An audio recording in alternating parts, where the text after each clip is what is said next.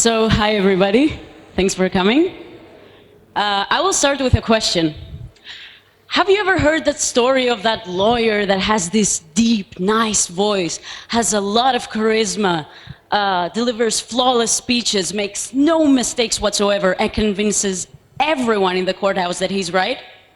Have you heard that story?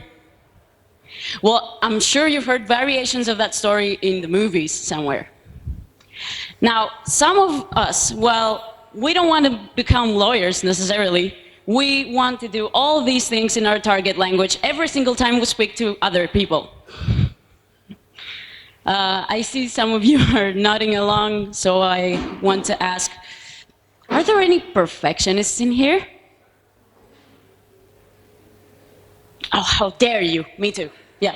Okay, so I'm not the only one. That's nice to know. So, well, if you've been following blogs on the internet and polyglots, you'll find a common pattern that they speak about of how we should overcome perfectionism, we should stop being shy, and we should not be afraid of making mistakes and talking to native speakers, right? The thing is that not everyone can follow these things, and I'm guilty. So does anyone identify with any of those characteristics here? At least one of them. Yes, my kind of people, I like that. So I would like to introduce myself. My name is Maria, and I identify with each and every one of these, all of them. So yes, I am Maria. I don't even consider myself a polyglot because maybe you might have heard that words in your mother language carry more weight, and polyglot is a Greek word. So I don't really use it for myself. I just say I'm a language enthusiast. This is also a Greek word, but that describes me better. So I run this page. It's a fairly new page. It's called fluentforfree.com, and I want to try to help others learn languages for free because I've been learning languages for 5.5 years, and I haven't paid a single euro to learn them. So I follow what I call the €0 policy. Not to be confused with what the UK might be doing, mind you. No, it's just that I don't pay a single euro for language learning.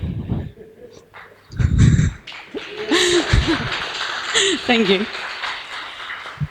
So I will demonstrate some signs of perfectionism that I have on a daily basis. Let's say I want to post a line in my target language. Let's say I want to post something on Facebook or to a native speaker, and I want to say that the weather is fine today. Well, I won't post it like that. I will Google it. I will ask myself all these questions. Like, I will Google the phrase, would anyone use that phrase? Does it really sound natural? Is it grammatically correct? Okay, maybe it is, but do people use it? Am I really using the correct words? Ask myself all those questions. So if any one of you use any apps to talk to native speakers, like Hello Talk, well, you might have this normal conversation with a native speaker. You might speak in your target language, get corrected, and record something, and the native speaker will help you. But the thing is that what I do is I still Google that first line.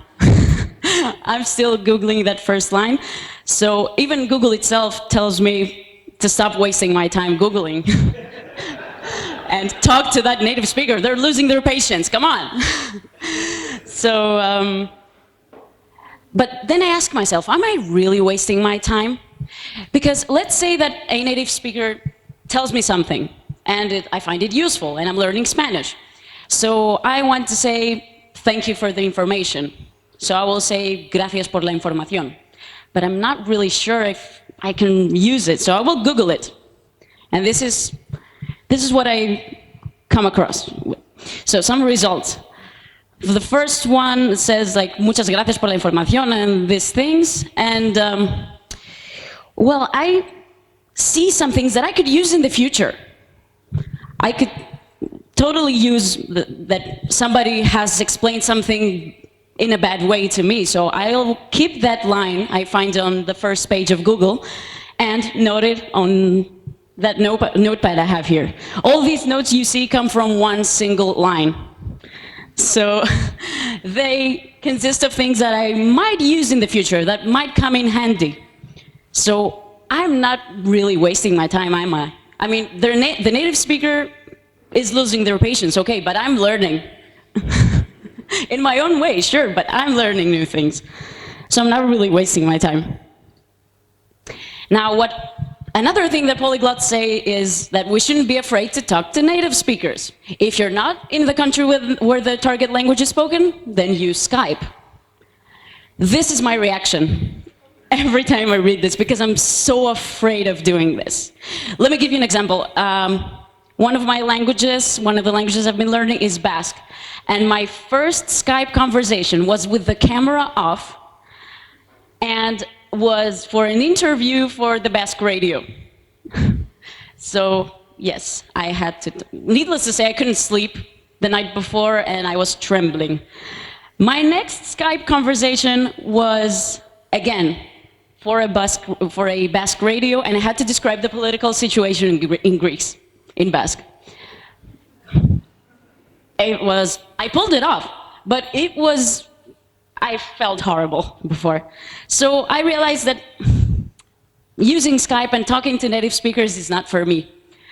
But then again, language is a tool of communication, it's a tool, right? You have to communicate to people one way or another. So I had to come up with a way that would help me do exactly that.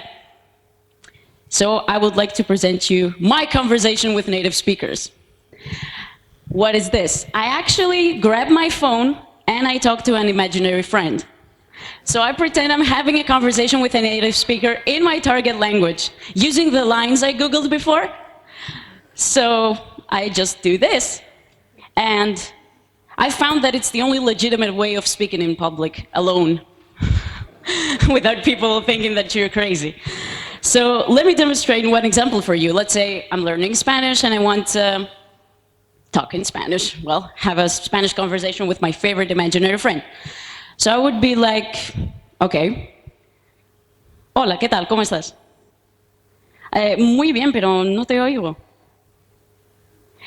Hombre, vale, es que soy griega, estoy aprendiendo español, no entiendo bien no entiendo siempre lo que me dices, pero en este caso te lo juro que no es culpa mía, ¿eh?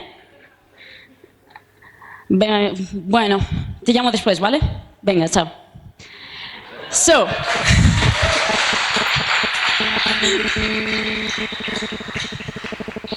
I had a similar conversation, and I happened to be in the subway.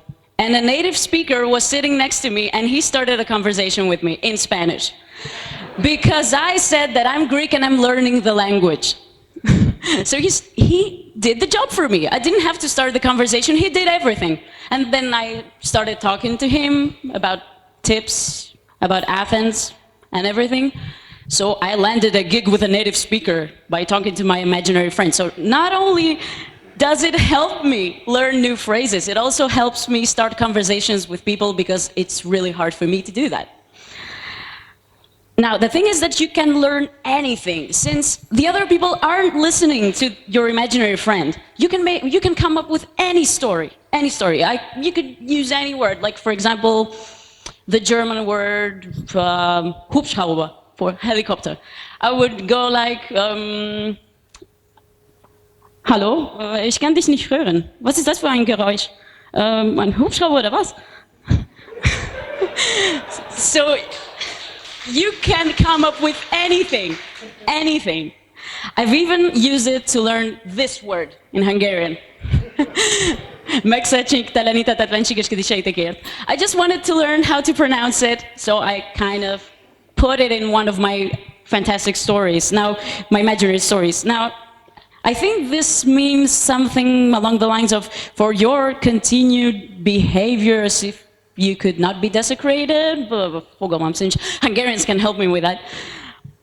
But, so it's really useful, but I have to give you a warning. Do not try this if you don't know where you're going. I got lost in Berlin. I wasn't sure where I should get off. I wasn't sure about the station, so I was pretending I was talking on the phone and I got lost. So don't do it in Bratislava if you don't know the city well. You'll get lost. Another way of talking to native speakers would be to go to language exchange meetings. But what I try to do is, I always approach them and I tell them, well, I don't speak the language very well, I just want to listen to you. And we'll see from there.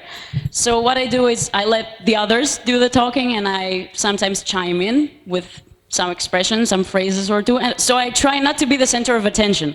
If I become the center of attention, I just pretend no one else is around and I'm talking to an imaginary friend again. It really does help. I really talk to natives that way and to other people, basically. I actually prefer to talk to other learners rather than native speakers. I don't know which. I just feel more comfortable, especially if their level is better than mine. And the thing is that even if you are the center of attention, well, nobody really cares as much as you think. The other learners of the language, I'm sure that they're thinking what they are doing, their mistakes, their way of using the language. I mean, if I make one mistake, okay, they will notice it for the next 2-3 seconds. Yeah. So, still, I will feel bad about my mistakes because, as we saw, polyglots tell us not to be afraid to make mistakes and to make lots of them. The thing is, I'm really afraid of making mistakes. I'm so afraid and I feel so guilty afterwards. But then I started thinking that maybe there's a positive side. And I found it. It's that I actually remember my mistakes because I can't forget the shame and guilt that comes with them. I don't need any gold list method. I remember every single one of my mistakes. Every single one of them. And now, I don't mean to imply that you should feel guilty about your mistakes. No, but if you happen to have that problem, you can take advantage of it. You can move on despite having that problem. So I don't really make the same mistakes, I just make new ones. But I prefer that. Whoops. Oops. And now my favorite topic, the accent trap. You see, for me, the #1 reason why I learn languages is the way they sound. I love imitating the accents. There's nothing I like more. Maybe because I'm a musician as well. I love music, so I love the way they sound. But there is a trap if you love this and you happen to be a perfectionist at the same time. Because you just want to sound like a native, full stop. You don't like anything else. So okay, with Spanish, it was easy for me to sound like a native because I'm Greek, so I was cheating in a way. But I tried the same with Hungarian, and nope. I could never, ever, ever sound like a native speaker. And I wasted so much time trying to sound like one. But I just couldn't make it. Even if I sounded like a native for one sentence or two, then I would totally give away my accent. So I decided, for the first time in my life, to lower my standards. And I say, okay, I don't want to sound like a native. I want to sound like a native with a pinch of Maria. So what that means is, while people won't be able to tell where I come from, they will be able to tell that there's something going on in my accent. I don't really sound like a native. But this is something that makes me special, in a way. It's my version of the language. So when I was at the Polyglot conference in Iceland, there was a girl, we were a large group of people, and sadly the only language we had in common was English, so we had to speak in English. And at some point she told me that, I'd say that you come from the States, but I'm not really sure about that. Needless to say, I wanted to hug her. Thank you. That's exactly what I'm talking about. Native with a pinch of Maria. You can't tell I'm Greek. My accent is not strong, and at the same time you can understand it, and that's exactly what I want. So native with a pinch of Maria. That's what I want now, and I don't waste so much time trying to imitate it. And another important part is that you should be honest with yourself. You should ask yourself the right questions. But the thing is that the hardest part isn't to ask the honest questions. The hardest part is giving honest answers, even to yourself. So the questions I ask myself are these. When I'm on the brink of giving up, I ask myself, why do I want to learn this language? Why did I start learning that language in the first place? And sometimes it's hard even to be honest with yourself. For example, I learned one of my languages because I was in love with a person that spoke it. And I knew that nothing would happen. I knew it. It was something like that I can't have you, but I want to have something that you also have, and that is your language. And that's why I was learning it. And that was the biggest motivation I could ever have. And now I have an extra language because of that. So it was a nice time investment after all. So then I ask what it means to me. What does a language mean to me? I like to say that I have a personal relationship with each and every one of my languages. I have a Spanish phase. There was a year that I was completely in love with Spanish, and all I cared about was Spanish. I had a special relationship with that language, and I like to think that it was mine in a way. It described a part of my character. So the next question I ask is what I'm doing working? Now that question can be a trap, because if you study languages every day and you ask yourself that question every day, it doesn't really work. You're too harsh on yourself, hard on yourself. And so you could ask that question after 2 months, for example, of learning, and then you should give an honest answer. Because if you're a perfectionist like me, the first answer you're gonna say is, nothing is working. I'm not perfect. I don't sound like a native. I'm so bad at everything. It's not working. So you have to be really honest. You have to see what you acquired. Okay, I wasn't able to say a single line in Catalan, now I can say it. That's something. And you should ask this, for example, whenever you does any one of you use Duolingo? Good. The problem with Duolingo is that you get correct answers, you complete your tree, and you feel really happy about that. But at times, you're not really learning anything, do you? So you have to ask yourself that question and see if it really works for you. Of course, and see how you could get better afterwards.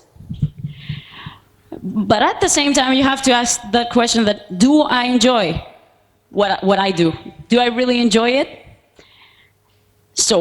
But it's important that you ask that question after the question, is what I'm doing working one? Because if it's working and you enjoy it, then it's perfect. And now this is my favorite question of all. What's the worst that can happen? I want to tell you some stories about that. My first story takes place in the Basque Country. I was invited to a radio station, and they would interview me about things. I wasn't sure what they were going to interview me about. And they told me that it wouldn't go live immediately, but they would have to record me. And we were talking in Basque, everything was nice and perfect, until that woman that was with me decided to press record. That was it. The words wouldn't come out, I couldn't answer a single question. We tried to do it many times, repeatedly, and I failed again and again and again. Eventually she lost her patience, and while she was really polite and good with me, she said, okay, some other time, I will interview you some other time. So I felt horrible, I left the building, I wasn't interviewed, it was terrible. The next day, I was invited to a building in Bilbao that was from a TV channel. And they had some sort of a conference in a room which was packed. full of people, and they invited me there, and the conference was about Basque, and they showed my YouTube video.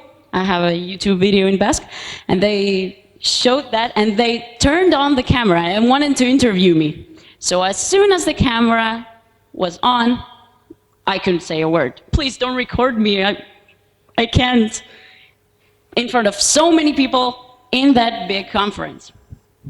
I felt devastated, I felt really bad. It was horrible. And the third story I want to tell is, it has to do with that person I was madly in love with. So that person was Hungarian, and we were talking in Spanish because we talked in Spanish. And at some point, I finally had the guts to say a phrase in Hungarian, to tell that person a phrase in Hungarian. I was so happy. I texted on WhatsApp and I said, oh, finally, I'm using a Hungarian phrase. Yay! I Googled it 1,000 times before and I was sure it was correct. And the answer I got was, this is the worst thing anyone has ever told me.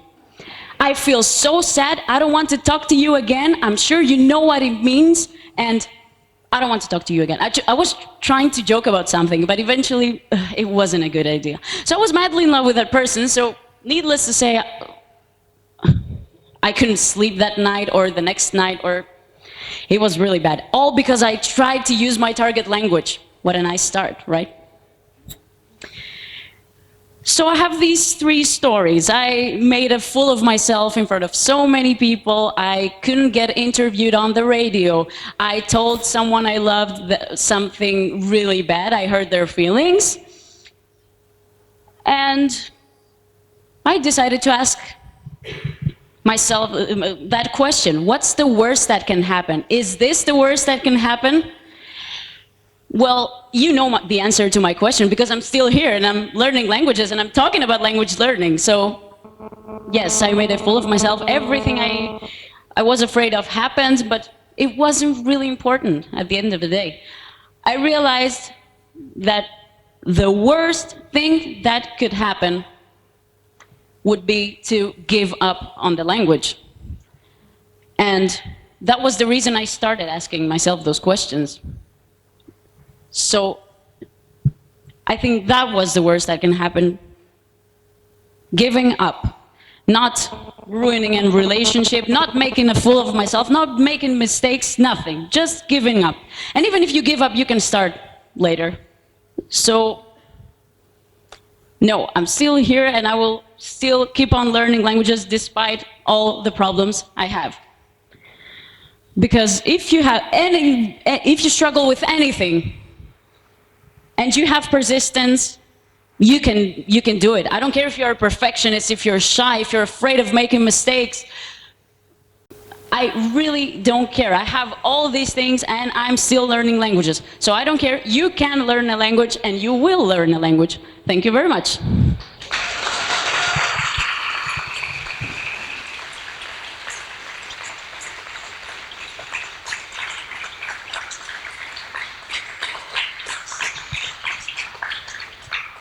Thank you. Is my internet so bad or there are no questions?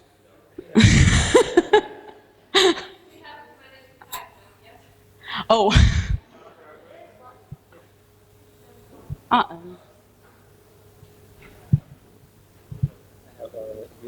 Oh, okay. So my internet is bad. Okay. My phone. What if you don't want to draw people's attention by pretending to speaking foreign languages on the phone? That's a very nice question. Well, you see, the first time I tried this trick, I also struggled a lot, even whenever I wanted to talk to that imaginary friend. So I started doing that in a quiet street. I was all alone, walking. I was sure that no one else was around. So I started practicing doing this. So I was basically talking to myself. Nobody would pay any attention to that because nobody was there. So I would just do this. Or I would practice my languages while cleaning the house. This is also something I love doing. Talking to myself, basically. So yes, if I don't want to draw attention, I just talk to myself. That also helps. What did you say to your Hungarian boyfriend? I honestly don't remember. It was my first try. I honestly don't remember because I felt so bad I wanted to erase it from my memory. And let's be honest, it's not so hard to forget Hungarian words and phrases. Anyone who has tried to learn it knows. Do you think this issue of shyness can be a problem even here at the conference? How can we make it easier to practice languages we don't speak well or fluently? This is... It can be a problem. Yeah, it can be a problem, but for me, this event is a big exception because of all the amazing people I meet here, I somehow managed to tell myself that I am allowed to make mistakes and be bad. This is one of the reasons I love this event, because this is so far from reality. I really avoid doing that in normal situations.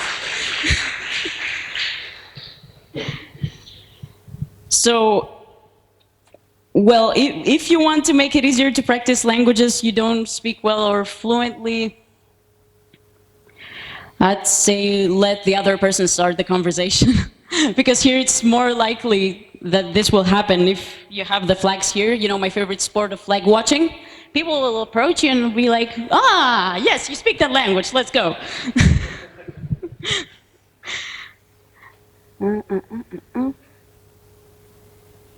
What if the phone started ringing and people around you would know you were faking conversation? Yes, it has happened, and it was my mom. So I said in broken Hungarian that, oh, sorry, my mother is calling me, I have to answer that phone. But it made no sense because it was ringing. It was horrible. I didn't do it for a month afterwards. And then I would always remind myself to switch it to silent. Switch to silent, please.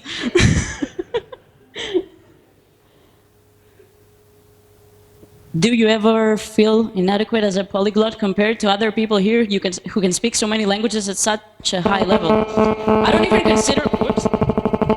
Yes. I don't even consider myself a polyglot to begin with. I mean, I speak several languages, but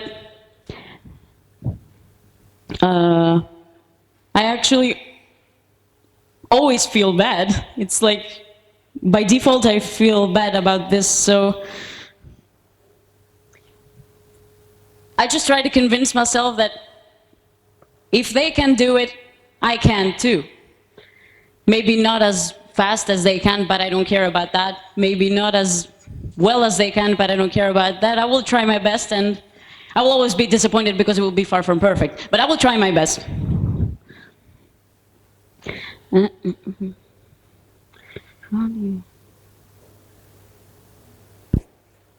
How do you help others, your students, for example, to boost their confidence in their ability to speak in a foreign language? First of all, what I use is this, that slide I had about the fact that nobody really cares so much as we think.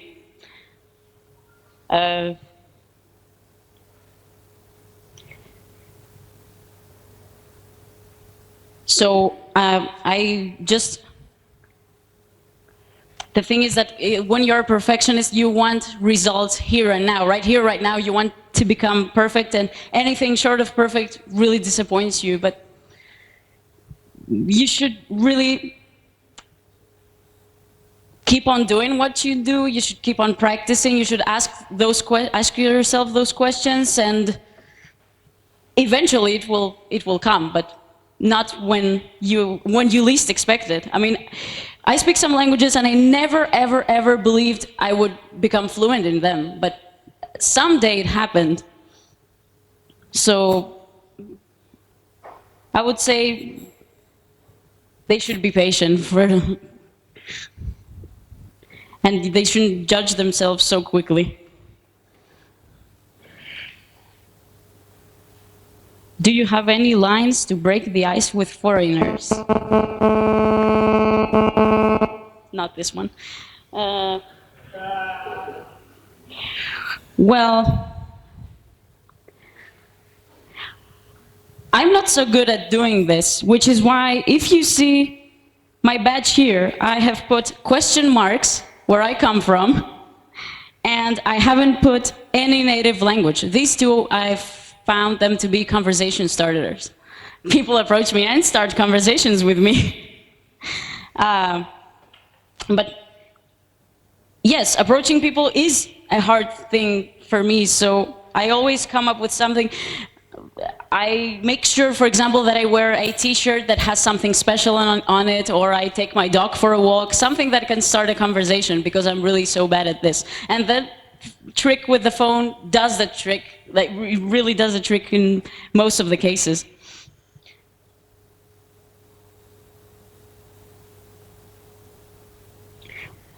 What's your best tips for learning for free?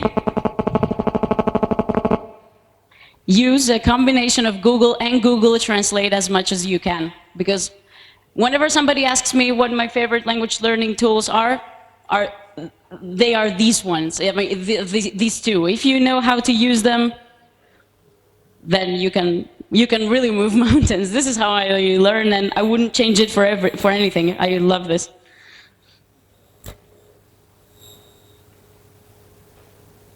So, can you tell us a bit about your methods? Yes, this is the most important one.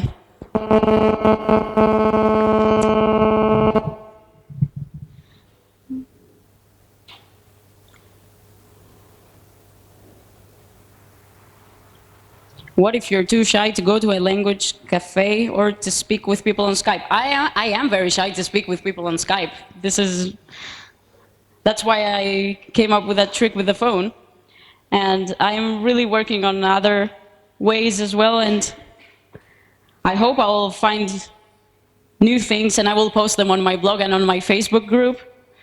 So maybe I'll help people in that way. Be careful not to have your screensaver on when pretending to speak on the phone. I don't have a screensaver. What do your parents think of you talking to imaginary friends? Well, I used to do that from a young age, so they're not really impressed. It's just that now it's really weird for them because they can't understand what I'm saying. That's the only difference. So they're not really amused. After your talk, we'll see lots of people holding their telephone. I really hope so, and I really hope it will help you. But I told you, if you don't know Bratislava too well, don't do it.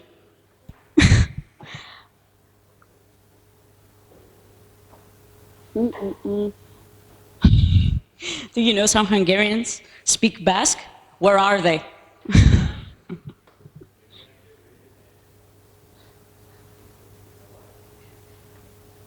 If someone seated next to you in the Athens metro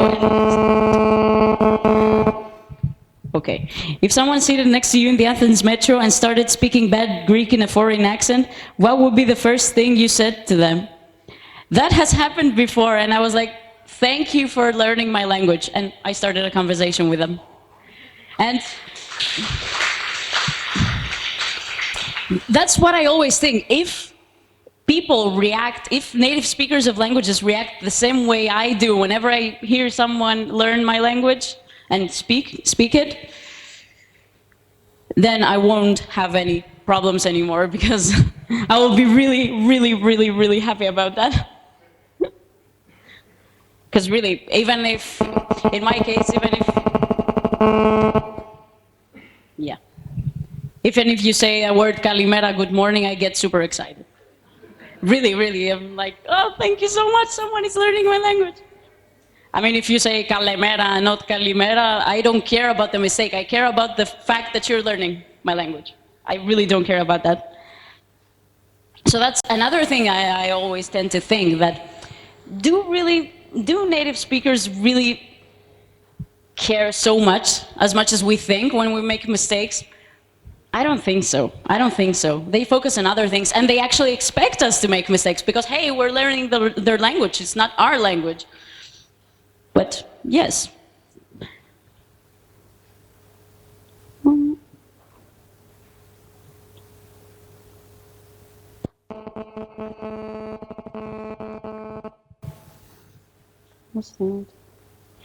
What's the ultimate goal with your languages? To become fluent, to have fun? How do you stop yourself from being obsessed with speaking like a native? I tell myself that native with a pinch of Maria thing. But since speaking like a native is one of my #1 reasons, favorite reasons why I learn languages, is pretty hard to tell me to stop. I always tell myself to stop whenever I realize I waste too much time trying to sound like a native and I'm not advancing in vocabulary, grammar, in any other part of a language. So I'm like, enough is enough. Okay, I will postpone it for later, and I will actually start learning the language.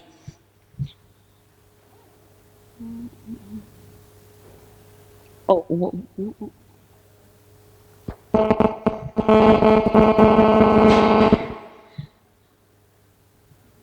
So the ultimate goal with my languages, I didn't answer that part, is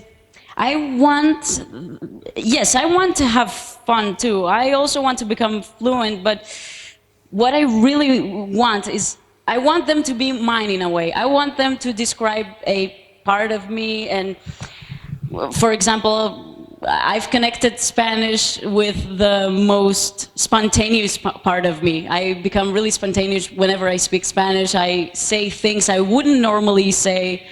And so that language describes a part of myself. Another language describes another part of myself. And that's my goal with languages. I want to make them mine in a way.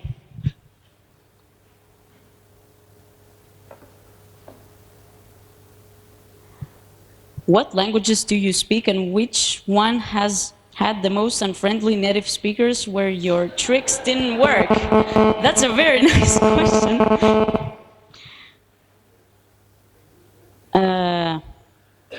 I've never had unfriendly native speakers in a language. I've only had native speakers that weren't learning a language themselves, so they couldn't really understand some things.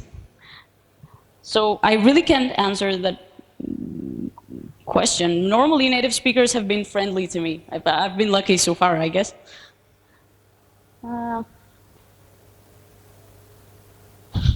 Let's ask the contrary. What if you talk too much, quite well, and better than your native or host? That your native host, sorry.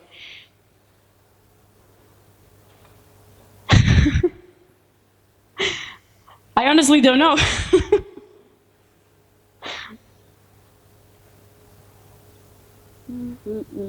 How do you overcome the fear of not understanding?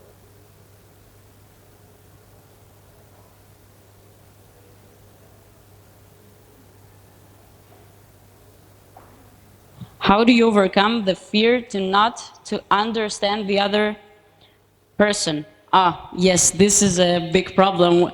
If you're a perfectionist, you know that whenever you speak in your target language and the native speaker answers with, "What? Sorry, what did you say?" You're wrong. You're most definitely wrong. That's what you think. Okay, I've said everything wrong, and that's why they don't understand what I'm saying.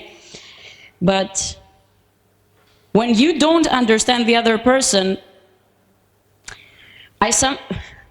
I try to understand some words that they say and understand the meaning from them. Like if they say, for example, blah, blah, blah, blah, work, maybe they ask me, where do I work? But yeah, sometimes I fail and they ask me again, no, I was referring to this and this and this. And well, that's a good thing because I finally understand what they're saying, but I don't normally tell them that I don't understand what they're saying. So I'm trying to pick up some words and and understand what he's talking about. But yes, that fear of not understanding the other person, I still have it, and I am trying to find a positive side about that too. If I don't overcome it, I will find a creative way around it. I think I've answered everything.